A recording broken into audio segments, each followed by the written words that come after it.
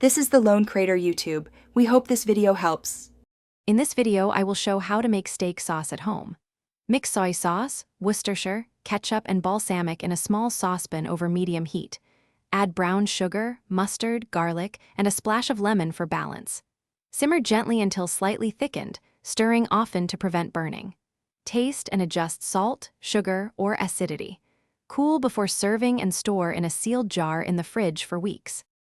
Combine key ingredients to build flavor. Soy sauce, ketchup, Worcestershire, and balsamic vinegar form a savory sweet base. Add brown sugar and Dijon mustard for depth and body, plus minced garlic or shallots for aromatics. A dash of hot sauce or cayenne wakes the palate. Use lemon juice or apple cider vinegar for brightness. Simmer to meld flavors and reduce to desired thickness, then cool before storing in a clean bottle in the fridge. Quick recommendation: if you meal prep steak slices or leftovers, these leak-proof containers make packing and storing effortless and spill-free. They seal tightly, stack neatly, and keep sauces contained during transport, which saves cleanup time. If you're finding this video helpful, please subscribe and like to support the channel. Check the description for the link and other deals, and if you pick them up, enjoy easier meals and organized fridge life. Now let's get back to the video.